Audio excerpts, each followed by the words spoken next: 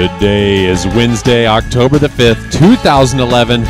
I'm Matthew T.G. I am Steven Sheets. I'm Heath Mulliken. And I'm Tony Casey. Welcome to the Techology Show, a weekly podcast featuring technology, theology, and everything in between.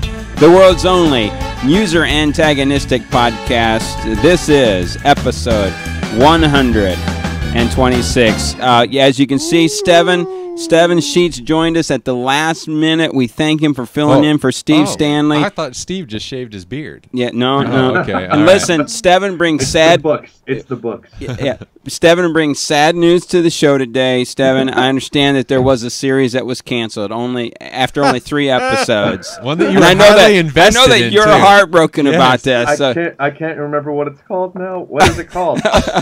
The Playboy Club was canceled after 3 episodes. Oh, thanks there to was mourning. Oh man, I didn't know you were going to bring this up again. Yeah, yeah. Steven says he's going to have to get the DVDs of this now, so he's very, very disappointed. There's a website called Close the Club on NBC.com that is taking credit for the whatever. Close the club. Oh, I love it. That's funny. Morality in Media is the group that does that, I guess. All right. Well, Steven, thanks for filling in at the last minute. We deeply appreciate it. Again, Steve Stanley had a meeting this morning and could not be here, and so Steven graciously consented. Real quick, Heath, a Clemson fan, you got to be happy. I'm very happy. Actually, last 2 Mondays ago, went and met Coach Dabo Sweeney as he was doing his radio show at Abilo, and I had wrote him a letter just kind of talking about my journey as a Clemson fan and just thanked him for his passion and his faith. Radio show at Abilo at a grocery store? Yeah, he does every week. That's how we do it in That's South how we Carolina. roll, baby. But he wrote me a thank you note. He wrote me a note. There you go. So I thought that was pretty cool. And speaking of morality in media, went to see Courageous, the movie last night with some men from my churches, and great movie. A must see for for husbands and wives and children. So it was really good. The one review I read yesterday said that mothers are strangely missing from the movie, like emphasis on motherhood in the family. Would you agree or disagree? Yeah, I mean the focus is on the fathers. Absolutely, absolutely. And that's the focus of the movie. I don't think they're doing anything to discredit. There's one. I mean, the Hispanic mother in the movie. She's very much home with the kids, and she's providing for them and doing things like that. But the focus is on male responsibility, and so I wouldn't be surprised if their next movie was about women and gardening. Yeah. Well, we'll talk about this a little bit more. We have a story, in the lineup today, which will take us back to that subject. All right, hey, Tej. So Apple yesterday made an announcement. Yes, they did. A few refreshes to the iPhone. We're not, there's a lot of places you can get analysts of this. What do you think is if you had to point out one thing, what excites you about the refresh? I don't think I can point out really one thing. I mean, I guess we can just say that it is a evolutionary upgrade, much in the same way that the 3GS was to the iPhone 3G. Physically, from the outside, you're really not going to hardly notice a difference. They're going to appear almost identical, but on the inside, it does have the iPad's processor. It does have, it's rumored, now this still hasn't been confirmed, but more RAM, so that it can run features that their other devices can't, particularly the Siri voice assistant feature, which everybody is like, oh yeah, I feel like I've heard of that, and like Android's been doing that, but you really do need to see this demoed when it's demoed live.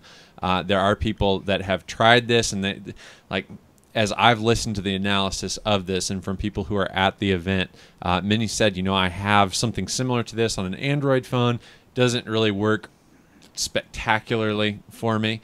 These guys said we were in there demoing these with holding these iPhone 4S's in our hands, playing with Siri, trying to confuse it, and it was right on track every time. The chief editor of Engadget said that they threw everything that they could think of at it, and it just kept right up with them. They tried talking really fast, they tried talking really slow, they tried talking abstractly, and I think that's going to be neat. I mean, will people want to talk to their phones? Probably not in public, but like when you're in your car by yourself or something like that, that'll be a feature that you'll find really handy. But it's just it's a component upgrade with a little bit. I mean, that's the only real software difference that there's going to be between that device and any of the others. No other iOS device is going to run that video or that voice recognition stuff. So wouldn't you say the bigger game changer in yesterday's announcement? I mean, and they have announced the new OS before, but that's going to be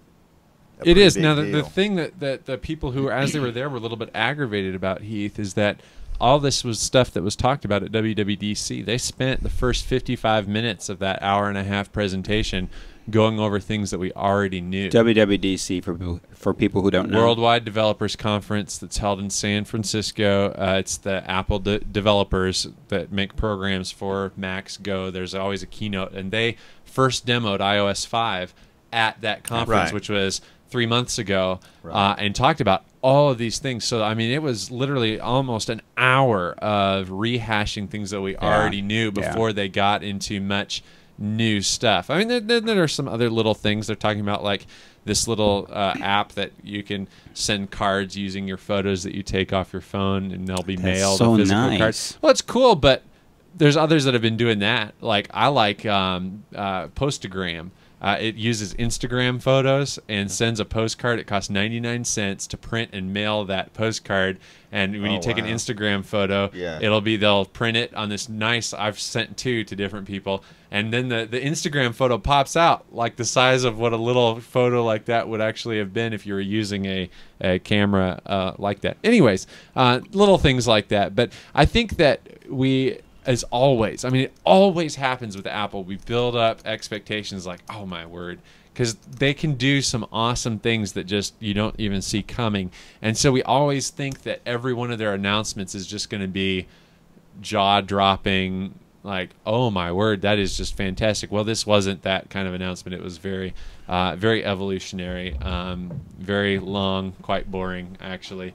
It was one of the least intense presentations that I've ever observed. Now you will upgrade to this phone? Well, we my wife and I are with AT&T, and our phones now, we've got them worked out in an every other year, like her phone and my phone. Every year there's one that'll be swapped out. So one of our 2 phones will upgrade to that phone. It'll be interesting, especially the voice commands, to just kind of see how that works practically. Now, I can't say that this is I'll be careful in how I word this, but for those of you with iOS devices, there is a gold master that's floating around for every one of those iOS devices of iOS 5 that I have heard from an iPhone 4 and an iPad 2 that they do work and run without a developer's license. If you want to go ahead and play the game and get involved with that a week ahead, just do a little Google searching, and I'm sure you can come up with all kinds of cool information about that. And if you'd like for me to demo the notifications, come see me and I'll do it. Hey, listen, one of the great musical scores for Star Wars is the Imperial March. That's right. And so some of you, if you're just listening to the audio, you're not going to be able to see this, but you don't really need to see it. We have a guy who took dual floppy disk drives, and he programmed them to play the Imperial March. So here we go.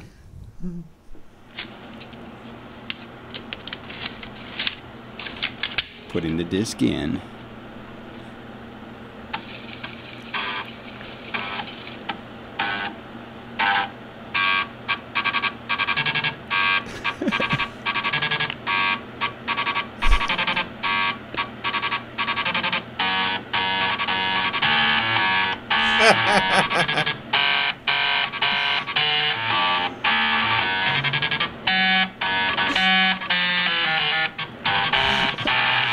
So there was a day when we would have been freaking out about this, being like, oh my word, he is destroying the heads on those floppy disk drives. You'll never get that 1.44 megabytes back. How did he do that? I've heard that it was just stock AOL discs that just happened to do that by themselves. Stock AOL. Yeah, as you're installing it. All right. I'm trying to think who sent this to me. I don't know. It might have been Steve Stanley. Steve might have sent it. That was awesome. Yeah, the old Imperial March on the floppy. See, and so now if you got some floppy disk drives hanging around, I mean, and lots of free time. yeah, lots of free time. All right, well, let's get into our other stories here. Maybe some stuff of more substance. Rising atheism in America. If you, as always, we link it to the stories, and this is kind of a jolt of reality. I mean, there's actually a conference that's going on in Hartford, Connecticut, and it is to promote the end of religion in the United States. Their vision of the country is as a secular country, and this article just talks about, atheism gaining ground in the United States. I guess there's several ways we could go with this story. It's interesting. They have a couple quotes in here by Mark Twain and Katharine Hepburn. There's a big billboard that's up, and so it has their quotes on it. Mark Twain's quote is, "Faith is believing what you know ain't so."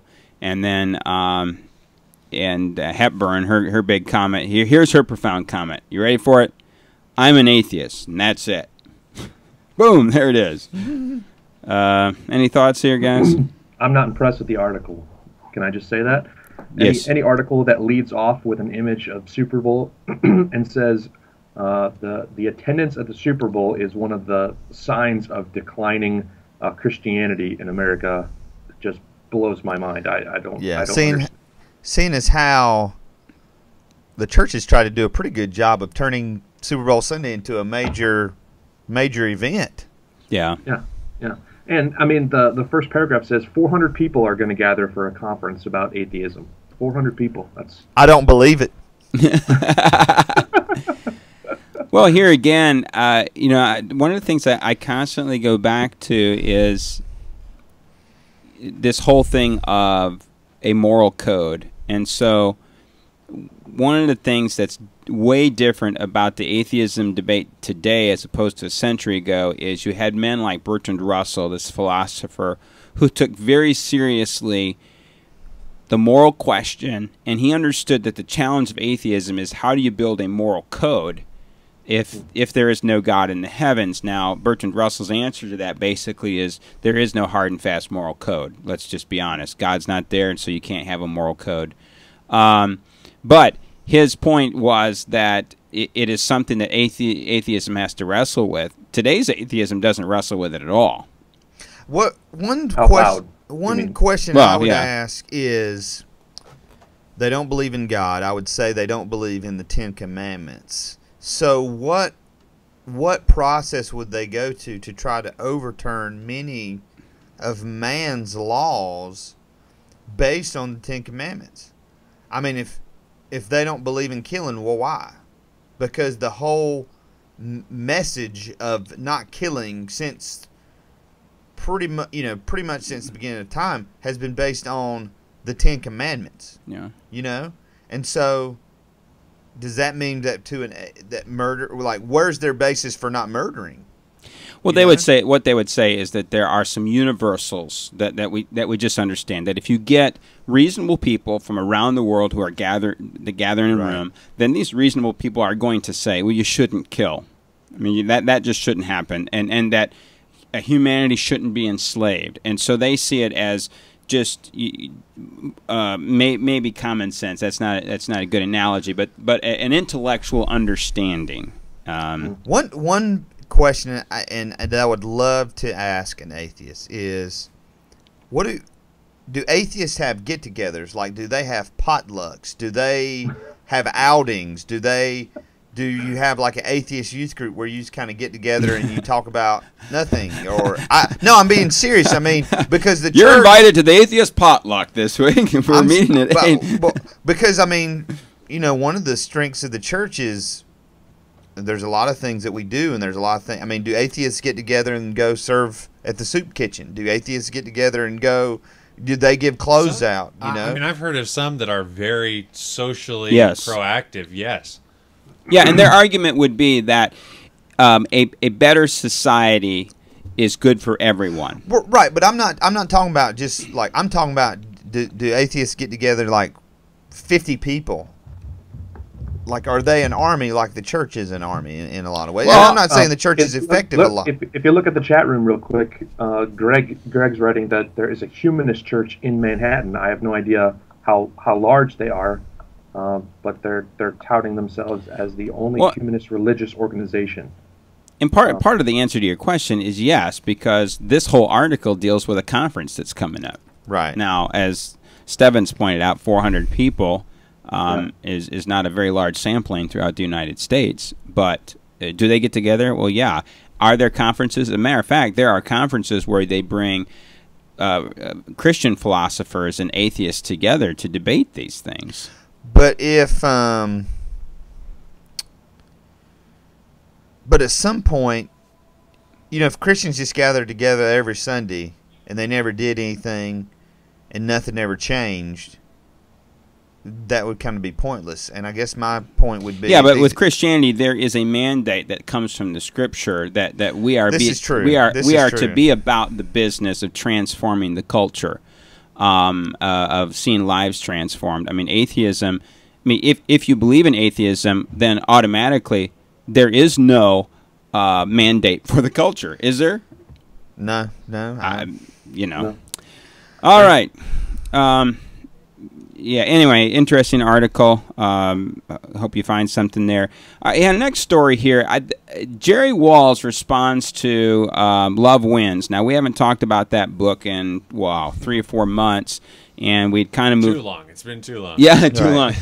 We kind of moved beyond Bell's book, but this is the best response. Yes. Of everything I have read. Yeah. I thought Jerry Walls' response here very even. And I thought it was, I don't know how long ago he wrote this response. You know, Bell, just about 2 weeks ago, announced he was leaving his church, I believe, at the beginning of next year, and is actually going to be working with one of the two writers of Lost to And come up with a television show about his life. Yep, they're doing a TV show for ABC. I hear it's the replacement for the Playboy Club. It's on NBC. So. Yes. So one of the things I loved about this article was how he points out 3 views of universalism. Yeah.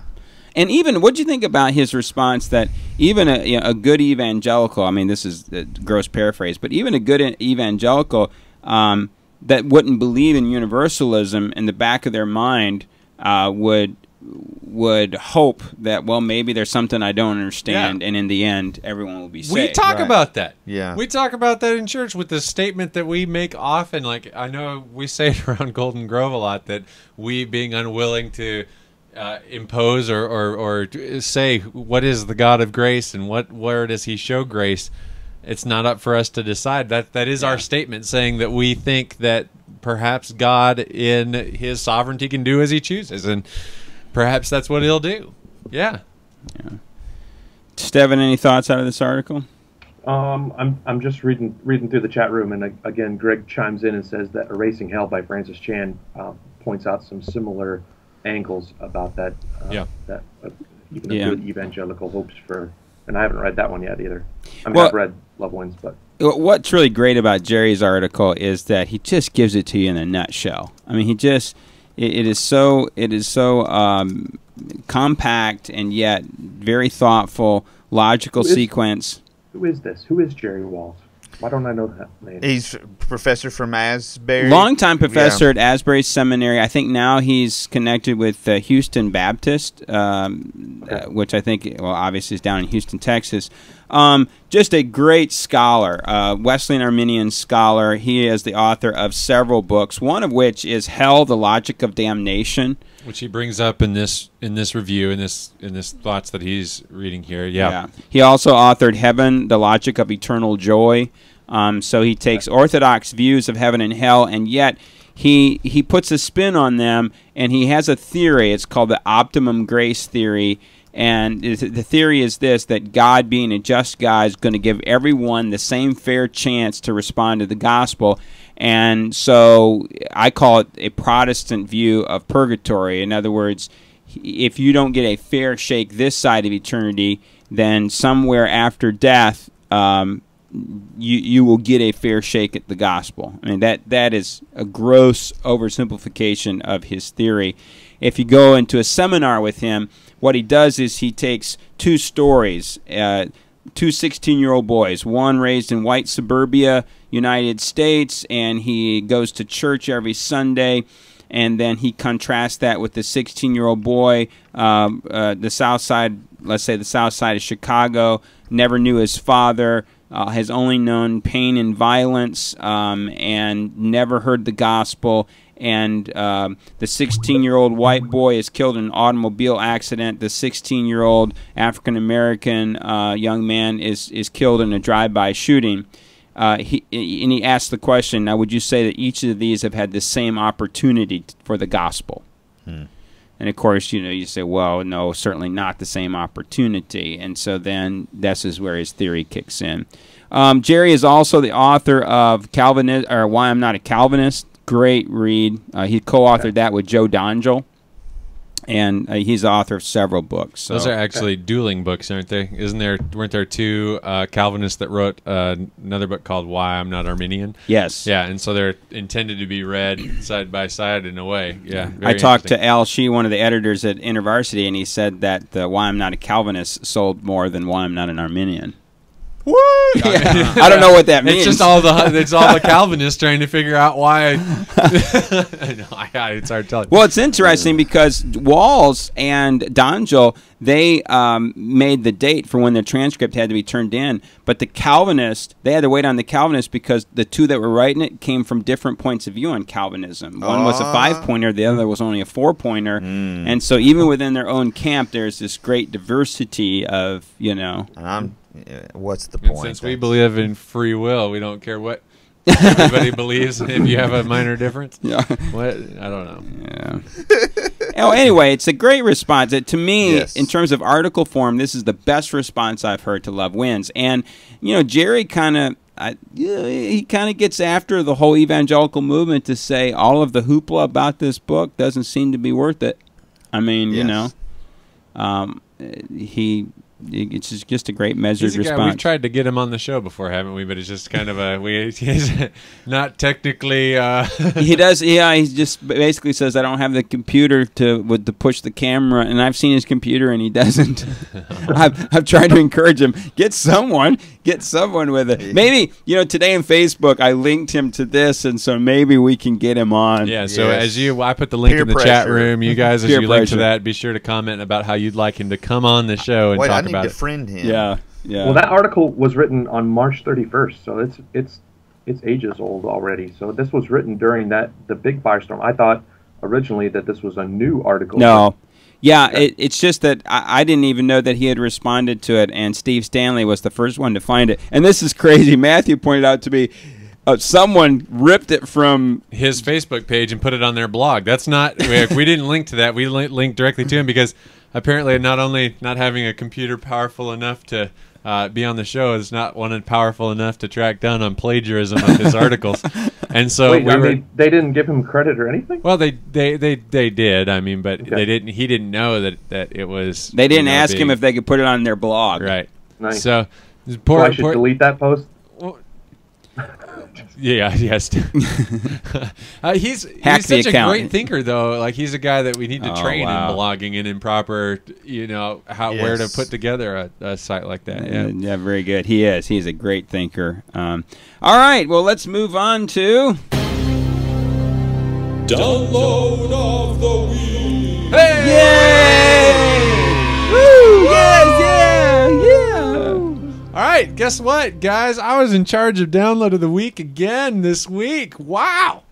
And typically that would mean a Mac pick, but I noticed that I got a little bit of flack for picking a Mac-only application the last time I chose. It was an app called Clean that cleaned your desktop. Well, I have done the hard work of doing what apparently nobody in the chat room and nobody that listens to our show can do, and Googling an alternative for Oh, Windows. that's a slam. Yes. That's way to go, TJ. Alienate our whole base. We really appreciate I that. hope a bear comes in there. And so I have found you a Windows pick that is called Fences.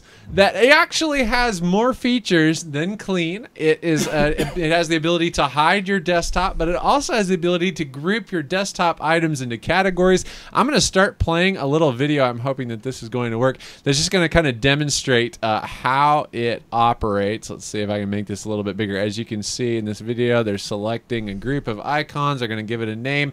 But then after you've got this up and running, whether they're in groups or not, when you double-click your desktop, all of those get hidden, get put away where you have a nice clean desktop, and you can do these cool little organizational things like that. I am about to throw the link into the chat room. It's from Stardock. They've made a lot of like little Windows tweaks and enhancement applications, and this is one that one of their guys is working on the side. There is a pro version, but from what I've seen, the free version will do everything that you want it to do. There you can see that they're demoing double-clicking to show and hide icons. But there you go. So Fences from Stardock for Windows is your download of the week. Now listen, I use camouflage on Mac, but I have found with Lion it just not quite. No, in fact it's not updated for Lion yet. That's why I would encourage, if you're on a Mac, I would encourage you to use Clean. It goes beyond camouflage, beyond just hiding applications. It sorts them. You can set it up to sort by day or week or month, and every so often it will gather up all of those, put them in your, like, wherever you say. Like if you say, okay, I want to create a folder with the title, you know, the week of October 5th, 2011, in my documents folder, it will throw all of your desktop links in there and keep them kind of organized for you in that way. And it works good with Lion. Yeah.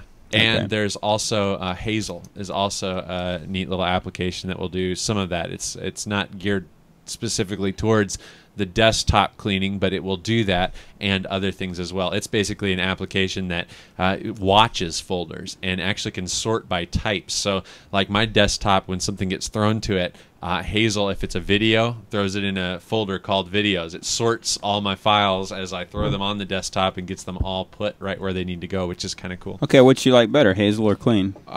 Clean because it's free. Hazel costs money. I got it during a Mac Heist bundle, so that's the reason I have that app. But I use Hazel because I have it and it's more powerful. But if you're looking for something that's free, Clean is the app to go with. Right. Joe Gormong in the chat room has also linked to MacPaw.com. The link is in the chat room. That's another Mac program that cleans stuff, I guess. Thing. All right. Thank you, Joe. All right. Well, let's move on to They Said It. Yeah, sorry. I was looking up his link. All right. Here we go. Read my lips. I'm going to say this again. I've never taken steroids or HGH. I took the initiative in creating the internet. The Macintosh, of all the machines I've ever seen, is the only one that meets that standard. I'm not a crook. If you know what you're doing here, slide out. Good gracious, guys. Sorry, I'm still confused by this. Hold on. waiting, and volume up, and go. No! The wrong video! We've already seen that. Hold on. Epic fail. Come on. Epic fail. Come on. Here we go. Malvern hasn't seen a football player like this for a long time. He's going to score almost every time he touches the ball. At the young age of 11 years old, Demias Jimerson reminds a lot of people of Razorback great Madre Hill. If you were looking at them, you would say they were very much similar. I mean, they both run really fast, good kids, run with the same style. Like Jimerson, Hill attended Wilson Intermediate School and dominated the football field so thoroughly, the league invoked what came to be known as the Madre Hill Rule. Once Hill scored 3 touchdowns, if his team had a 14-point lead, officials banned him from scoring any more touchdowns. Now, for the first time since, the Wilson Intermediate Football League is using the Madre Hill Rule again to tackle Demias Jimerson. I kind of got shocked because I didn't know that was going to happen, but it did. And now? I'm okay with it. Principal Terry Bryant says the rule isn't meant to punish Jimerson. It's there to help the other 5th and 6th graders on the field develop as football players too. The other players on both teams, 21 are just left sort of, this is all demise. So that's why the Madre Hill rule has been implemented. But the Madre Hill rule is only for 5th and 6th grades. Next year, Jimerson goes to 7th. I run hard and bring our team to victory. But God always comes first for anything, and grade second. God, grades, then touchdowns. Madre Hill rule or not. Love it, man. That is awesome. They said it, Heath. Fail here. Sorry, I was enthralled. Me too. I went over to take the keys out of the ignition, and all of a sudden I hear someone say, "Sick 'em." Jerry Pittman Jr. describing an attack he and his gay partner endured at Grace Fellowship Church, where his father is the pastor. Source, WBBJ-TV.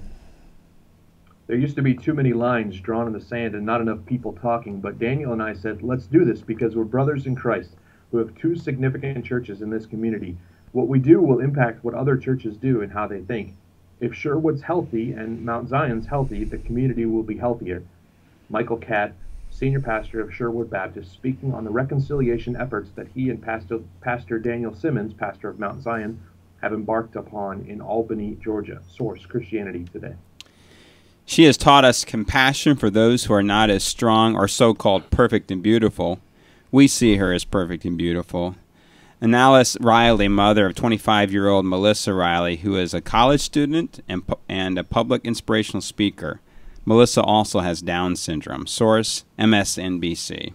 All right, now we can go back to the video there that Heath was so enthralled with. Let me just say this. I do not agree with the rule because it's up to the coach. The coach doesn't have to give the young man the ball. He can call other plays. He can take him out of the game. You understand what I mean? So what are you saying? That he's a jerk coach because he won't do it? Is that what you're saying? I'm saying if the principal's concern is that there's 21 other players standing around doing nothing, then that does go to the coach of Demias. What's his name? I can't.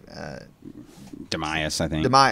Of his, it goes to his coach that she should talk to him like, hey, you got to pull him out of the game. Right, you got to give other kids the ball. I mean, would you ever have that in basketball? I mean, what if when Wilt Chamberlain was 12 years old, they had they did have the Wilt Chamberlain, they had the Lou Alcindor rule, and they prohibited dunking in the late 60s, but I don't know. I'm against the rule and pulling for this kid. Let me pulling be for Stanley for a second. Okay. Let me give the flip side and ask the question. I totally agree with you, Heath, but I'm curious. There's some things in pastoral ministry that I like being able to blame on my board because they are the sounding board. They've made up a rule, a policy they've agreed upon that I don't have to take all the heat for. What if that coach is thankful for this rule so that he can speak up for the other families who are saying, I mean, he's gonna play that kid because he's good. He's gonna play that kid and put him in. And if there was something in place like this rule, then it does limit and lets the other 21 players. Yeah, that's good. He could just point to the rule like, well, this is out of my hands. I mean, it's the Madre Hill rule. I'm just following, what the school board has set up. Right. Interesting. Right. But I also think that for the coach in that situation, is it a more teachable moment to utilize your whole team and not to have that rule, but to coach even? And what's the point?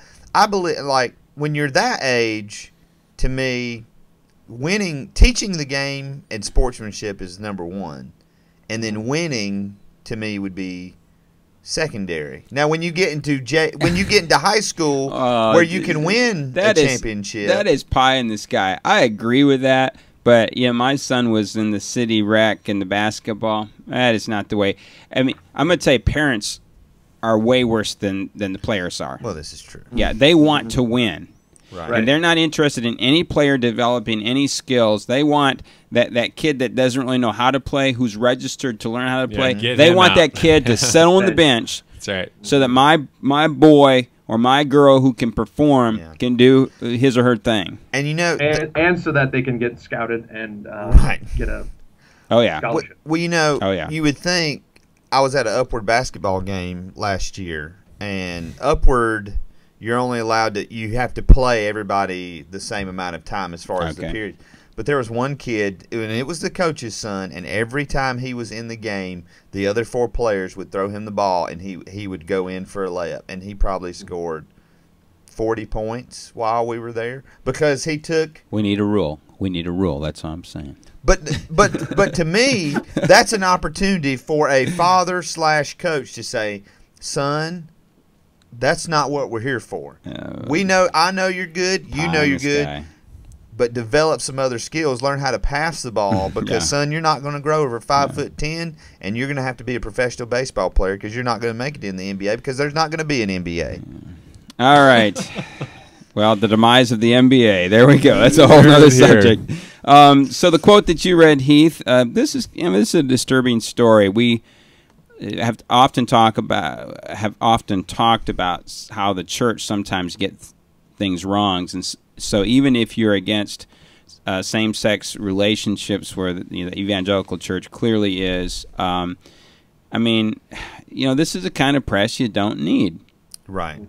Well, my question, what I'm wondering is, were they outside waiting on them thinking they're going to show up today?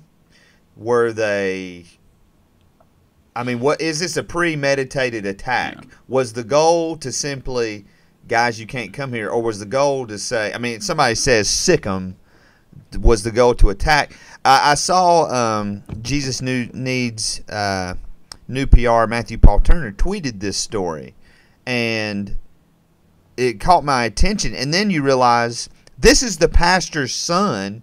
His uncle's one of the attackers, I believe. And then you had some more information about the pastor, Tony.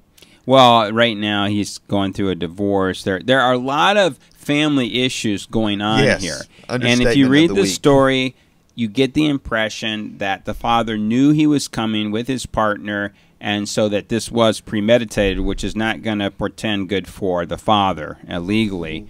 Another thing that the son alleges, Jerry Pittman Jr., is that while the police did come, they didn't really intervene much, and they allowed the congregation to, yell slurs at them. And here again, the whole point of putting this story in the lineup is to say that, we don't endorse this. No. This is deplorable, and it's bad behavior on the church's part. Right. Amen. Yeah, and a lot of times we get painted with a broad brush, and so, if you're going to take a stance against same-sex marriage, at the same time, you don't want to be associated with this kind of nonsense. Yes, you're absolutely right. The quote that Steven read, this is, if you haven't recognized any of the names here or the place, Sherwood Baptist is where Courageous. This is the church that produced that. And what are the other 2 films? Fireproof and Flywheel, and Facing the Giants. Okay. And the movie is actually set. Courageous is actually set in Albany, Georgia. And I believe both of these pastors are in the movie. Mm-hmm. And they are really doing this. We really recommend this article. It's a 4-page article, Christianity Today online, and it gives you the history in Albany, Georgia, some of the challenges that they have faced, even right now, some of the things that are played out in the press in Albany. But you have 2 wonderful churches with great pastors who are committed to reconciliation. And so these movies that you have mentioned, Heath, they take the profits from these movies and they do community things. One is a sports facility, a park in town where they've built a football field, baseball fields, and And so I would just highly, highly recommend the reading of this particular article. And personally, I found it inspirational. Yeah, it's good stuff, man. Yeah. Well, and Michael Catt had to kind of pay a price because this article will talk about a crusade that the city was going to have where they really weren't taking into consideration the African American community. And so Michael Catt pulled out of, and Sherwood Baptist, they pulled out of it. And the pastor at Mount Zion said, that's when I knew that Michael was for real, right? And that Sherwood Baptist was for real in terms of issues of reconciliation.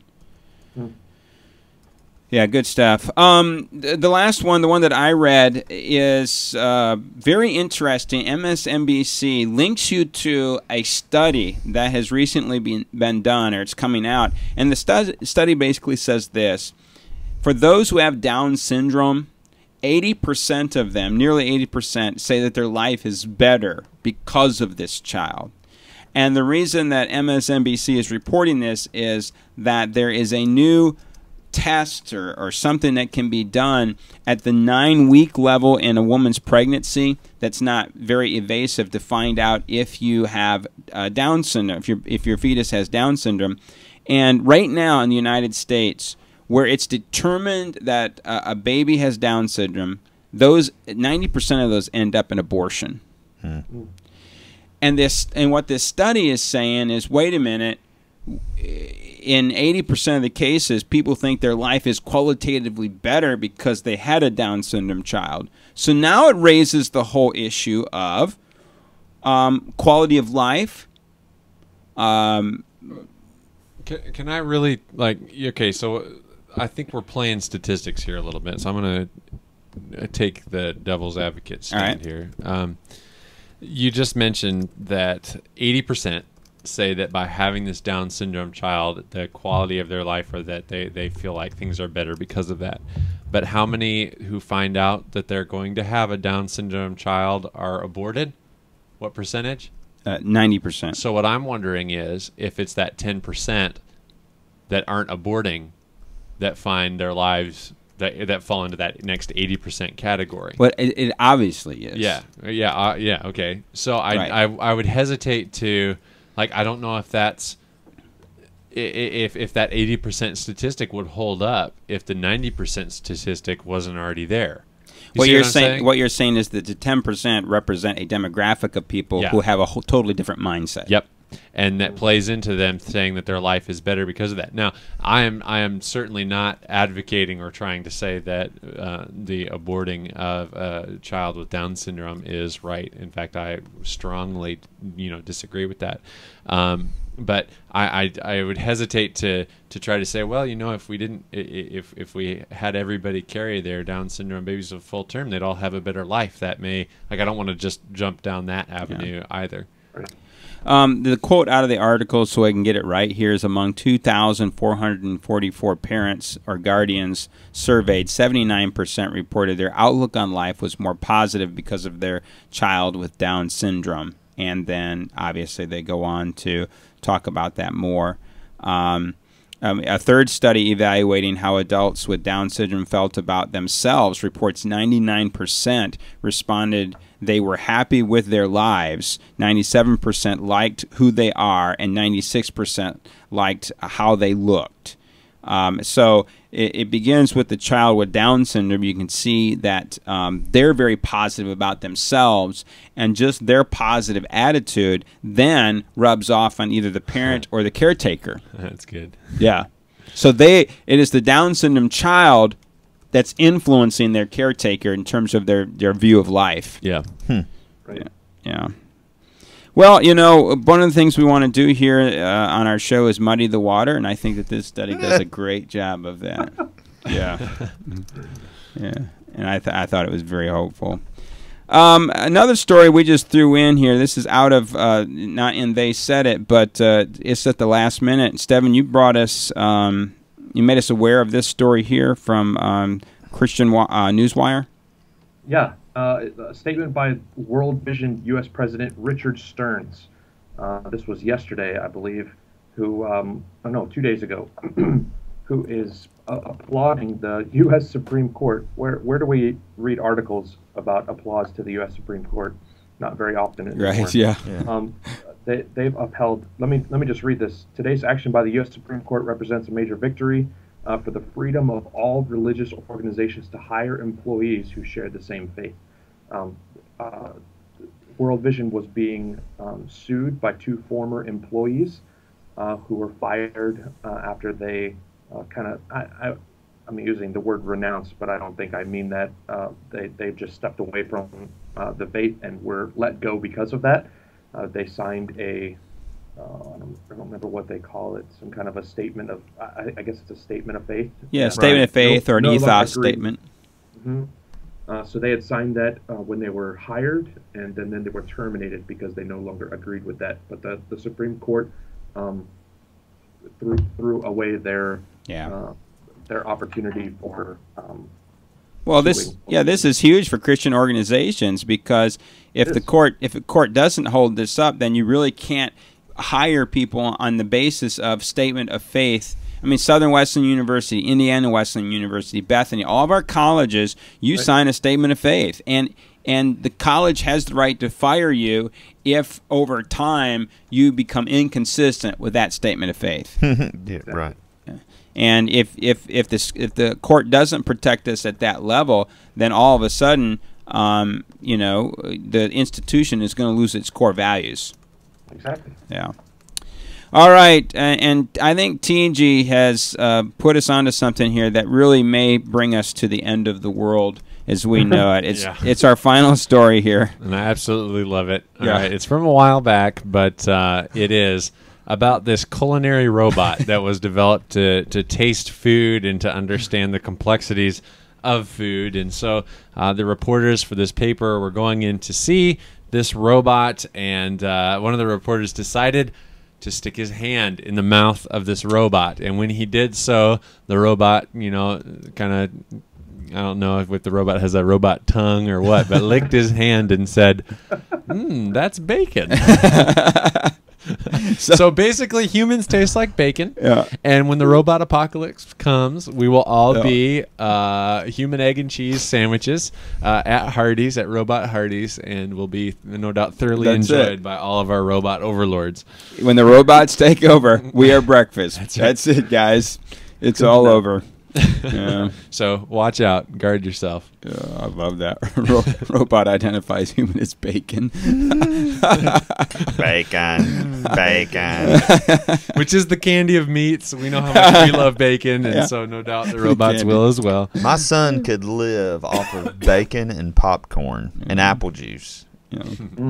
Well, I've seen some of the stuff that you eat, so I'm not surprised. This is true. Yeah.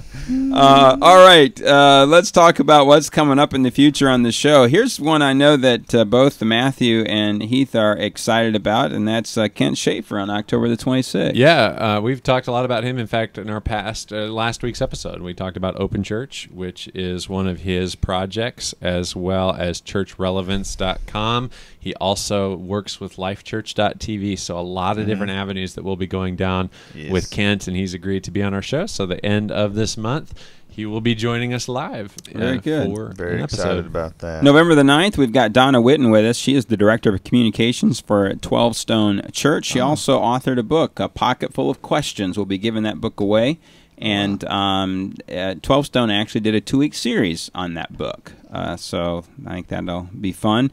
Also, our good friend Dr. Bob Weitzel, he's got a book coming out November the 11th entitled Organics, and he will join us November the 16th. As a matter of fact, he said we will be his first interview after the release of that book. So we'll spend 20, 30 minutes just talking to him. It's coming out on Abington Press, and we're going to contact the publisher, see if they would be so kind as to give us a copy for a giveaway. December the 7th, Joanne Lyon is going to join us. It was about a year ago that she was with us, so just kind of get an update from her and see what's going on in her life and ministry and what she wants to put on our radar screens. Let's be honest, we want the scoops on General Conference 2012. Let's just be honest. That's what we want to know. Yeah, we want the stories that no one has published so far. Yeah. We will ask her questions. that no one else has asked her. Yeah. That's for sure. It may be Heath's last podcast with us, but we'll be asking questions. Yes. Questions like, what kind of shoes will you be wearing to conference? What are you wearing? Who will be designing your dress? What if General Conference was like the Oscars and we had? That's what I'm talking about. You got me now. I'm wearing Tommy Hilfiger today. Heath, in that interview on the 7th, Heath is going to be the Eddie Haskell of the technology. So only if you'll be the Joan Rivers, okay? You're looking fine today, Dr. Joanne. Whatever the case, I ask that you guys all put your Wesleyan credentials on the table before the interview happens, so that you can rip them up afterwards. Yeah, I'll take care of it quick. After the first of the year, Mark Battison will be joining us on January the 4th. Really looking forward to that. And I actually entered a drawing to get this new book that I'm hoping is a pre-release thing. He was giving away 100 yesterday. I found out about it about 5 minutes after the announcement. I'm hoping that I got my name in there in the first 100. I hope and so, this is too. his new book's called The Circle Maker. Yeah. Yeah, so I got some exciting guests, and we also, I've got 3 or 4 emails waiting on responses. We're trying to get Mark Gorvet. He's the president of Bethany Bible College up in Canada, and so we're hoping to have him on before Christmas, and I have a couple other emails out. So the schedule is filling up. Yes, good stuff. All right. Well, Steven, once again, thanks a lot for pinch hitting for us. Thanks for letting me, guys. Yeah. I love it. We always would have been in the chat room only. Yeah, we always enjoy having you. Hey, real quick shout out to the chat room. One of our faithful listeners, Marcy Burke, today is her birthday. And how old is she? And we would like for you to sing. I'm not going to say how old Marcy is. Let me come just on. say this, that she's about the same age as my mother-in-law, so Marcy's old enough to be my mommy. So Wow. happy birthday, Marcy. Can you sing happy birthday to her, No. Tony? Come on. No, I will not. Come I on, Tony. refuse. Do it. Come on. I refuse. Come on. In Spanish. No. Marilyn Monroe Play style. on your Spanish. Happy birthday. Happy No. Pastor's wife. Ay. Marcy in the chat room says it's significant. So this is probably your 70th birthday. That's what I was Well, thinking. no. That's Well, actually once what you came to get mind. over 40, aren't they all significant? Oh, man. Hey, Steven, where can our listeners find you on the internet? I am the purveyor of a blog at stevensheets.com. All right. Yes. In fact, you were giving away a T-shirt on your blog. Who won that? I did. Samara Grant. She's a Bethany Bible College student. Oh, I was hoping that They would should be be me. ineligible. All right, Heath. They can find me at heathmullican.com or chaseyourline.com, and from there they can find me on Twitter and Facebook and all that good stuff. All right, brother. TG. Well, I transferred my domains over to Hover from the less than reputable, but the only real option, GoDaddy, due to Hover doesn't have any half-naked people that they do for their Super Bowl commercials. So it's really, my site was down, but I just checked. It's back up, so I will point you to MatthewTG.com. All right. There's a great picture of a puppy when you go there, so be sure to check that out. So nice. You can find me at facebook.com/AKC64. And where can they find Steve Stanley if they're missing him today? They can email him. Yeah, they can email him at pastorses@gmail.com. You can find him on Google+. I've got his address if you'd like to go swing by and give him a visit. Yeah. I'm sure he'd love for you to drop in. Just So line contact him. up outside the office. We'll be glad to sign T-shirts, Bibles, whatever. The alarm passcode for the church is... He'd be so freaked out. Yeah.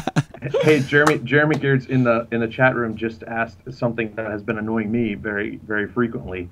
When we give the addresses or the website http:// somebody on the Technology Show says // No, that's a good question. I Is don't that a believe that's me. // It is a // Wow. Whoa. Well, who said it, Jeremy? Come on, Everything tell us. we've said Who said is it? irrelevant.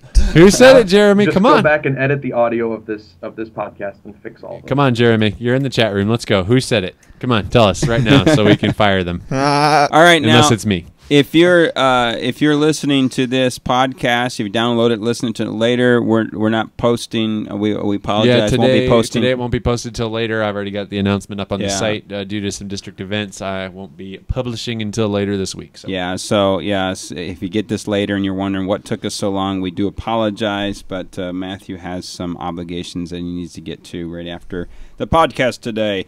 As always, we want to thank you for joining us. If you want to do further research on anything we discussed today, you can find all the links to the stories we covered at our website, thetechnologyshow.com. If you want to contact us, send your emails to thetechnologyshow@gmail.com, or better yet, leave us a voicemail by calling us at 3049-TEOLOGY. That is 304-986-5649. Leave us a message. We may even play your comments on the air. Goodbye, everybody. Adios. Oh, let's play this thing out. Adios. Oh, sorry, I stole it from you, Heath. Sorry. Let's play this thing. Play it out. Here we go. Play it out. What are we playing?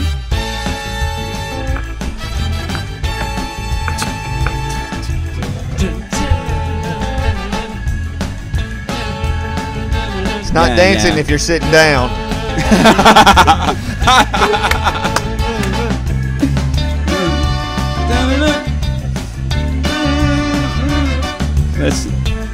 I kind of wish we heard the pastor singing. Boogity boogity. Amen. Don't ruin a good show.